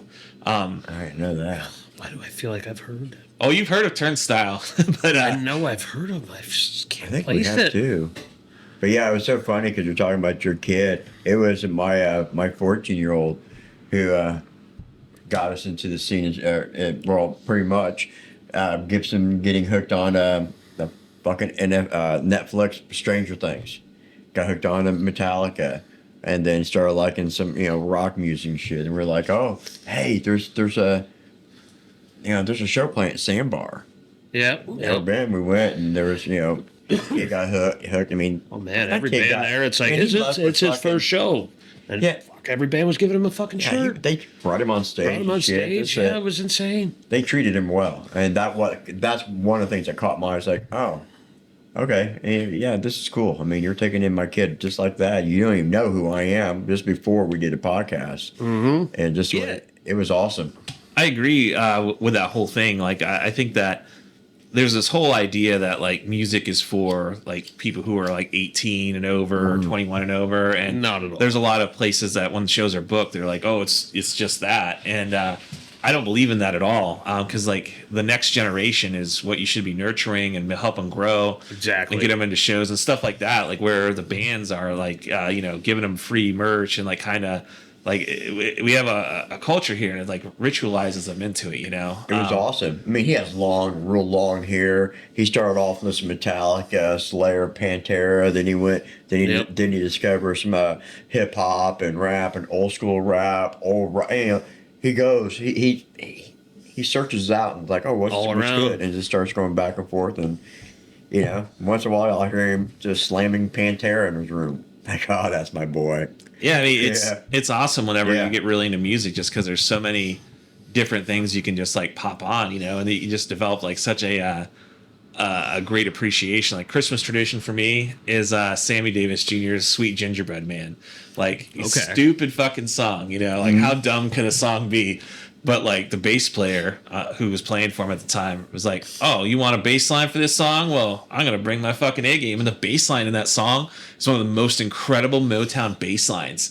Like it just really pushes it forward. He's just like shredding on that thing, and like I love like just checking out random stuff like that. Like when even Sammy Davis Jr. went hard. Like it's a stupid cash grab money song, but these guys like treated it like it was like, we're just gonna do our best on it anyways. And it turns out you're like going, fuck. So I listen to that song, listen to a lot of like Beach Boys and things like that, and what's going on with Brian Wilson. Yeah, I mean, like those guys knew what they were doing. I was 13 years old, and that's when I got introduced to marijuana, because I'm like going, what is that smell? But Beach Boys was that. But like I went to Beach Boys. Def Leppard was a great one. That was the return when he had lost his arm. That was a good show. One of my favorites was Hootie and Blowfish and Edwin McCain. It used to be Deer Creek. I forget what they're called in Noblesville now. That big one in Indy. Only thing they ever had for the light show was a lava lamp. That's all Hootie had. Kick-ass show. Well, their light show now is like seven semis. It was like so simple they just jammed out. It was just like, oh, this is awesome. But I remember my older brother got tickets to see Motley Crue there. It was when they kicked Vince out and all that. It was the new one. There had to be probably 1,000 people in that outdoor arena. It was horrible. Yeah, I mean that didn't go well for him. It was horrible. That band was like lightning in a bottle. I mean, back when they were in their heyday, like Girls, and things like that. Yeah. They're absolutely huge. Shout at the Devil. Like that. The record doesn't give as much credit as it does. Like some of those riffs are like so metallic. Like looks the to early kill. years of Like Motley Crue. Yeah. The early years of party Motley years. Crue, right? Yeah. Well, that's what I grew up with, Motley Crue, Kiss. I remember '83 when Lick It Up came out and they're exposed without the makeup. That was, oh shit, Kiss coming out, no makeup. Oh my fucking Lord. I mean, you listen to like some of those riffs on Motley Crue, and if you put like someone like screaming over top of them, like you'd think it was a hardcore band.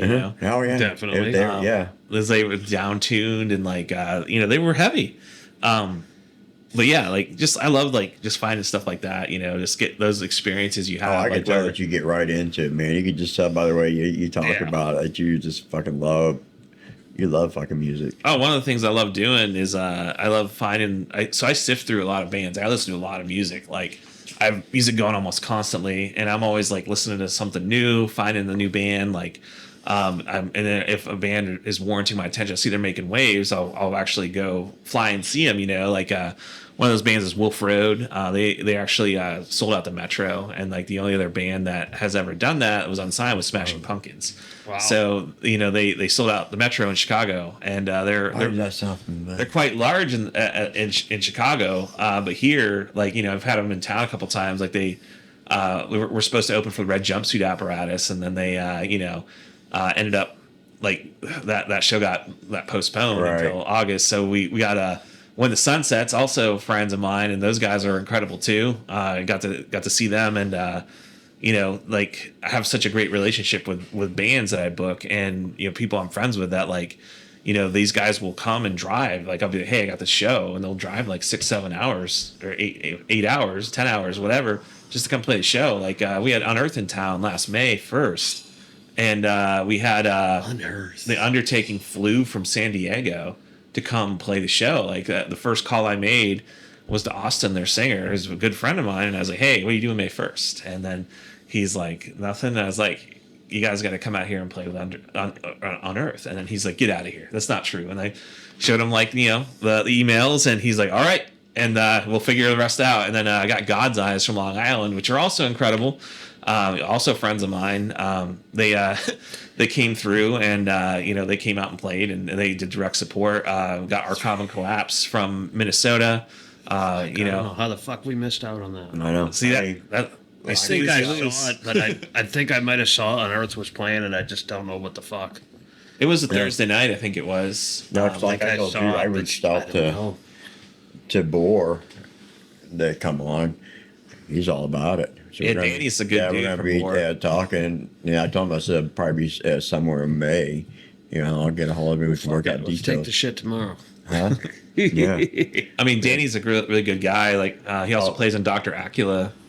So he's out there all the time, playing, and he's like Boar's like his passion project. Dude, that Feral album is a fucking that night we're sitting here and you just kept sending him and so much shit. He just kept playing and playing and playing. I'm like, wow, this is killer. It's like I feel like I'm really spoiled now because a lot like when he gets home in the mornings, it's usually when I'm getting ready for work. So he'll shoot me like, hey, I'm listening to this. It could be like different metal bands, whatever, because that's where we are. We're metalheads, but we'll listen to everything else. But that's our taste. So now I got you like sitting me here. Check this out. Hey, what kind of bands do you like? I'm like, well, I like All That Remains, Trivium, Bull. That's my go-to. I love, I could listen to the Fall of Ideals over and over again, Poison over and over again, by Bull. I mean, I bet. And you're sending me shit. I'm like, fuck, I got this and this and this. I'm took like, Damn It Dave to his first major metal show. The Trivium Bullet for My Valentine. Was it 20-year? Yeah, the 20th anniversary of tour. The Poison. That was my first metal show I've ever been to. I've always been to like Hootie or Beach Boy or something like. I mean, never seen a mosh pit. Did the meet and greet with Trivium. Yeah, never seen him. Like, oh man, this is. Even took him in. I told Matt, hey, if you guys like, this is his first metal show. He's like, no shit. Yeah, I'm like, I've never been to a metal show before. Like, standing in the back of the band when we're getting our picture, he's like, yeah, I'm like a freaking nerd. But now we're going next month. We're going to go see Slaughter to Prevail. That'll be a good one to go see with Whitechapel and Attila. Zilla. Those bands used to come through here. When they were like smaller nobodies. We used to have bands. I think at least 2 of those bands played at Forward Hall. But we have stuff that's similar. Like I think on May 1st. That's awesome that they came here and they're like, okay, we can improve on that. Let's do it. Let's keep doing that. We have May 1st. We have Alborn, Devil's Cut, and they're very much in that Trivium vein. Really. And when is that? It's May 1st. I think that one is. That one's a good one. There's Valori on there, and one of Zach Cray's bands, Blaspheme, is playing. They played at Kenny's Benefit. Yeah. I've seen him at Massacre many times. Anything that Zach is doing is top notch, It's good. But that's like a show where you can go see these bands and like not every band's gonna make it somewhere, but like you never know that. You never know. You never know until you get out there. Then you see them, they made it, and they're like, you know what? I seen them guys in fucking Erie. It's a little spot. There's a lot of bands and a lot of relationships I've developed over the years that I'm able to pull like some of these like great shows in and great bands in, and a lot of people like my friend Dave. There it is. My friend Dave is no longer with us. He used to own, when he was alive, his Sound Talent group. He died in a plane crash a couple of years back. But I told him I was going to start doing promotion and stuff, and he's like, "Well, you're fucking nuts." But you know what? That said, I support you. And he's been he was like very supportive and opened up some doors for me to get connections. You know, and you know, we have a great relationship with IdleStar and Sound Talent Group where, you know, we're getting a lot of shows that are coming through. You know, and you know, like places will hit like Cleveland, Pittsburgh, and Buffalo, but they'll give us a shot. You know, because of the relationship and the way I treat folks when they come through. Like, you were talking about Nomos. That's the reason why they came back. Yeah, and we also get people out there who's like, hey, this is a guy who's real. He knows what he's doing, and we're gonna send you the good shit. And you know, it is like it doesn't hurt me, you know, because like if no one shows up, like you know, my relationship's fine. They still like me. We're still cool. It's still cool, but like people miss out, and it's also not fair to those bands to come and drive all that they way, put the effort in to get here, and then. Yeah, I mean, look at that. I mean, look at that flyer. Yeah, we'll have to. Auburn and Devil's Cut. We'll have to get to that. It's a Friday. Yeah, it's a Friday night. It's Friday, May 1st. I will be there. $20. I mean, even 15 in advance. Day of show. $20, fan for what you get there. That's $5 a band. You can't beat that. Yeah, I mean, Valoria is really good too. I mean, it's a stacked lineup if you're into music, and that's where I think like it comes down to is that what people are into in the music scene like around here. Like sometimes like people get involved in scenes because it's social, it's for fashion, it's for popularity, and folks like that get weeded out, you know. Yeah. But if you really truly love music, like you'll come out like a show like you know the Zeta show on next Thursday or this coming Thursday if you're listening to this on Monday. Like that's a show where if you love music, you should be there. And I kind of question whether or not you actually do love music if you're not showing up to something like that. Next Thursday night. You got a big band coming through town. You know, any of these shows that are coming through, like even the Menzingers. I mean, if you're not coming to that show, it's probably because you either A, couldn't get a ticket because you waited too long, or B, it's like, what kind of taste of music do you have? You know? That's a huge thing, I guess. I just wonder what people's motivations are. Alborn. Picture right there. We're talking. I'm pulling them up. Got a picture of them with the crowd behind them. That's a killer fucking picture. Damn. Wow. Where's that show at? That's gonna be at Centennial Hall. Like almost everything I have booked going forward is at Centennial now Hall. they're gonna be open. Yeah. Awesome. You know, dude, I can't wait to see. I cannot wait to see. Yeah, definitely working really closely with Nikki and Jason Lavery, and you know, we're really they look like they can fucking bring it. We're working hard to make Erie happen in place, you know, and so you think about we appreciate that for sure. Yeah, we do. I mean, and now that we discovered you, and that's our fault. We never discovered you until we heard you from Kenny. Yeah, I mean that's part of you can hide in plain sight, you know, like with the way social media is. Yeah, so I do apologize for waiting this long. Oh, don't worry about it. You know, like we found you. It doesn't matter when you get on the train; the train's always moving. But you know the way like the internet is, like it's just kind of like a million people screaming all at the same time, and you actually have to pick and choose what you listen to. Like I was talking to somebody who the day after like John Oliver was in town for like the Moon Mammoth game, I was like saying, hey, you know, it was like really busy yesterday because of the Moon Mammoth game, and they're like, what the hell's that? And I was like John Oliver was in town. Like, what? John Oliver's in town? Where was this? It was like international news. And the person didn't even know, like, you could have parked a battleship in their backyard and they wouldn't have known it was there. Yeah. You know, but that's the way things are, is like people so like, you know, only get surrounded. I mean, not to talk politics, but people will get like surrounded in a bubble of whatever information they want to see, and they just think that that's how the world is. And when it comes to promoting shows, the same thing. Like people just get trapped in a bubble where you think like this I totally is agree with this you. is this is what life is. This is what like you're popular on the internet. You might have like so many followers or whatever, but you know in your heart of hearts whether or not those people came to you organically and are organically engaging with your posts, or if you just hey, like for like, follow for follow, like to pump your numbers up, like you know. And that's something I've never done. I've never everybody who has liked my page or liked what have give we me a already follow. said? We've already said if we only get only one person watches the show, okay. I don't care. Yeah, I mean, I'm doing it anyways. Like, we're going to keep doing it no matter how many followers we get. So if you want to watch. But yeah, I mean, I watch it. I mean, I watch like the metrics and shit like that. And it's kind of interesting too. But, you know, who cares? I'm gonna pump it out there. I'm gonna share.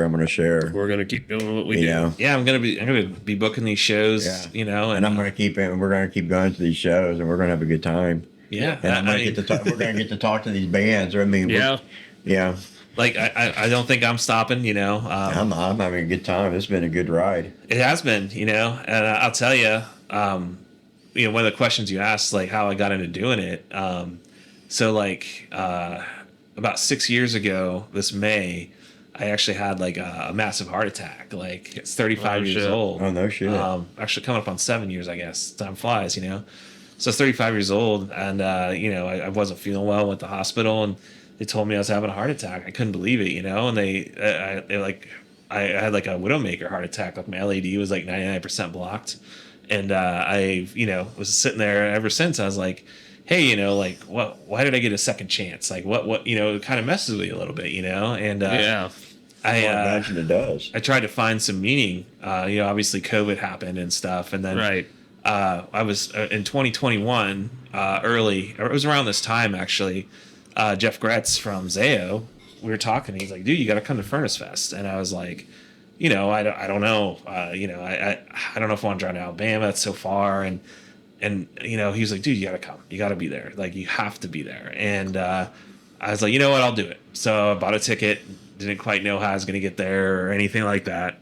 And I went and, you know, I was there, like, kind of like, you know, took this like flame, like this flame was ignited again that had been extinguished in me to love music and actually like, you know, try to put things on. And it took me a little time to sort it out, you know, but when I got started booking back shows, you know, I started, you know, Jay helped me with my first show back, you know, and then we went from there, you know, just started snowballing. And I've done, you know, probably like about 20-25 shows a year. This year we have like 30 books so far.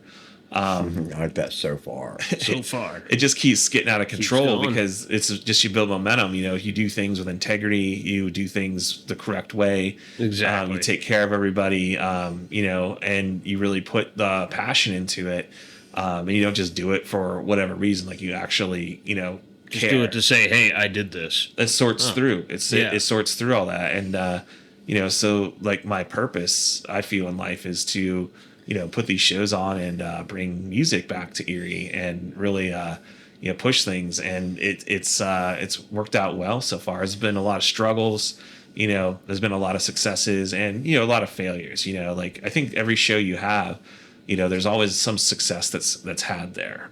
Whether, you know, it's some kid came and like that was the first show he went to and he fell in love with music. He's going to bring a couple friends next time, or the band just had a great time, or you made good friends with another band. You know, you never know what's going to happen. And, you know, there's a lot of times you take it on the teeth as a promoter like that way where, you know, the gone are the days where you can say, oh, shucks, the show didn't make any money. You guys are, you know, out of luck. Like I can't pay anything. Like, no, that's that. Nobody twisted your arm to book the show. You gotta still pay them. And like I've always, you know, upheld that standard of making sure everybody's taken care of, and that's what my reputation is. It's sterling. You know, there's not definitely anybody that has. Yeah, look at the quality you're bringing in. It says definitely. something. Yeah, I mean that's what I judge myself on. I don't judge myself on best of competitions or anything. I judge myself on the people that want to work with me and, you know, the quality of the shows I put on, because they don't vote on those things. You know, right. Like those things only happen if you really are, you know,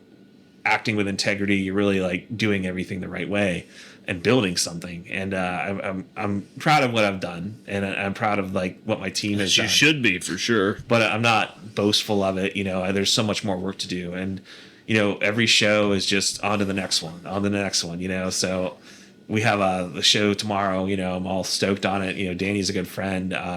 We got a lot of like Fred Oakman's one of my lands playing tomorrow. You know, excited to hang out with my friends. I'm excited to put the show on. I don't know who's going to show, but we're going to have fun. And, you know, then it's on to Zeta, and then it's on to the comedy show with Neil Rubenstein, who is kind of rad. He used to be in Sons of Abraham, which all the members of Sons of Abraham went on to form Glassjaw. So Neil Rubenstein is like really well regarded in like the hardcore punk emo indie national scene, you know. But that said, like, you it's always on to the next thing. And then we got the Menzingers, and then we go into Kofi Baker, and then we go into Alborn Devil's Cut, and then the whole all of May is stacked, and you're just constantly moving on to the next thing. Like unbelievable. I have awesome shows booked in like November. Like I have one of the crowning achievements. Like actually, there's 2 bands that I have booked this year. I haven't announced that these are bands that I never thought I'd ever get a chance to book, and I got these deals done. I'm excited. I know. I mean, they're legendary bands. Like they're bands that growing up I never thought I'd be able to see play a stage in Erie, because they came out and they were just absolutely massive, and you get those opportunities to book those shows by doing everything right, like exactly, because they hear it from other bands that they're friends with that maybe played. Yeah, and sometimes it doesn't work out, like we had a show with Emery, a great band, they didn't sell as well as they would have liked, and we had to work with the agent on that one, and there was a lot of like, back and forth with him, and we finally worked it all out, and everybody made sure everybody got paid and nobody went like broke or anything. All right. But that said, like, the agent for Emery, he has the keys to the kingdom to a lot of bands people frequently request for me to book. And they're like, oh, you should book like Horse the Band. Well, I can't book Horse the Band because you didn't come to Emery. Well, I didn't like Emery. And I was like, well, that was the test. The test was to see, can we as a community take together. What is regarded as one of the best bands in this guy's roster, and he gives us the key to the Camaro and say, hey, take it out for a spin, kid. And we kind of dropped the ball as this community on that. And that's one of those instances where we were given a test, and that's where we were like, okay, now we kind of blew it. And, that's why going to the shows is important, because everything builds. Like, you go to those shows, you never know what opportunities is going to open up for your community or yourself or your band or anything. Fun. God, yeah, like so much fun. Just go to the show. We have a lot of talk about our scene is this, our scene is that, and Jeff Hughes, like, want to quote him directly: "Shut the fuck up and go to the show. The scene's not bad. You just need to shut the fuck up and go to the show." That's direct from him. So he has that.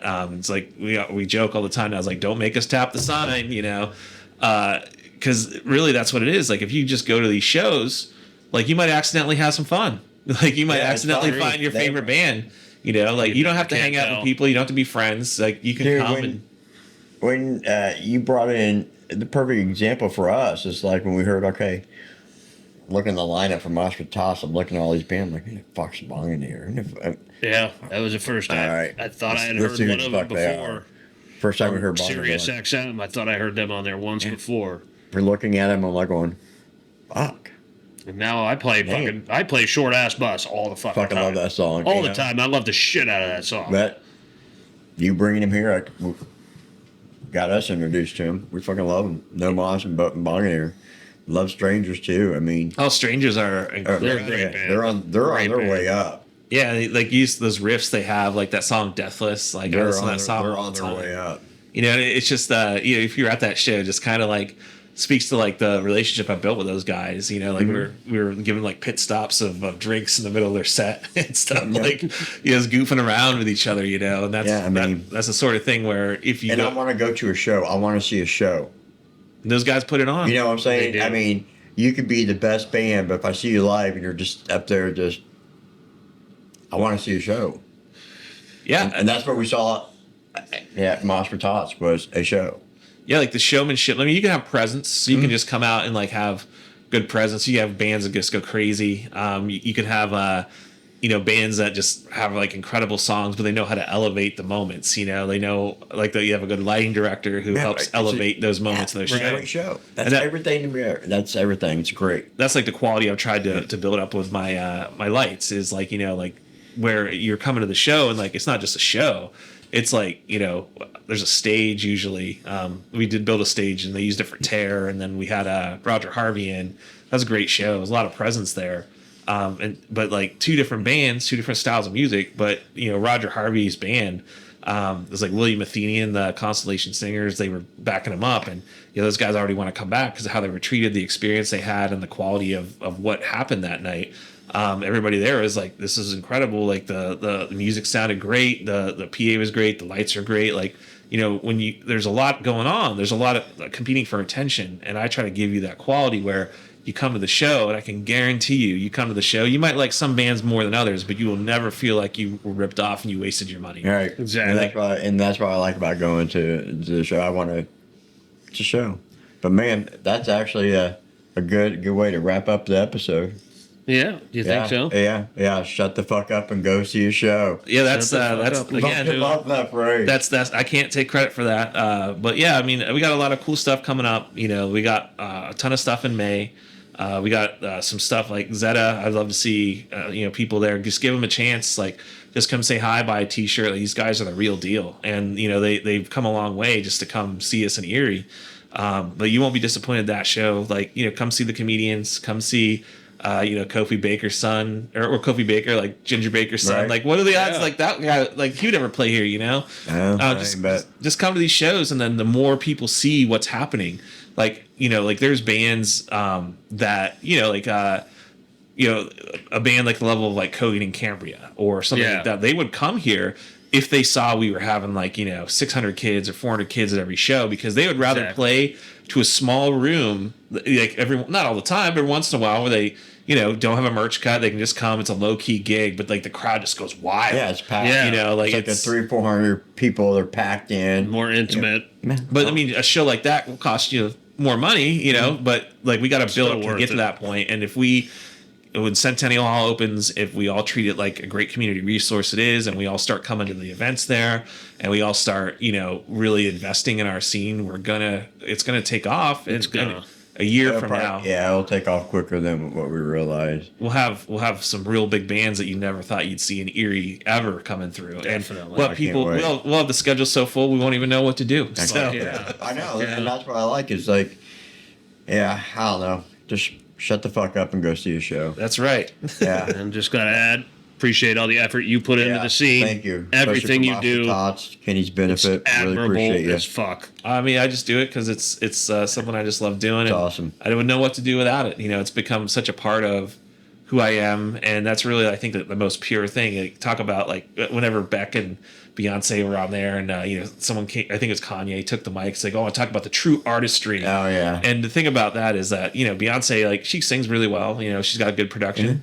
But like, if she weren't writing those songs, or someone weren't writing those songs, and she wasn't the figurehead, she would be doing whatever else. Like, she might be singing really well in a church choir or something, and not be famous. Yeah. But like Beck, even if no one knew who he was, he would be like your buddy down at the bar. He's like, hey man, I just wrote a couple songs. Here's a CD of them, and like, or only his girlfriend would hear his songs. Thanks, dude. Yeah, like that. I'll take that. But that would be it. But he's gonna make those songs no matter what, and that's kind of where I feel. Where I'm at is that I'm doing this no matter what. Doesn't matter if I sell the show out. It doesn't matter if only like 10 people come. Like, I still gonna keep doing it. And keep doing it no matter what. And we'll keep building it. And I'm not going anywhere. I'm just keeping going down the road.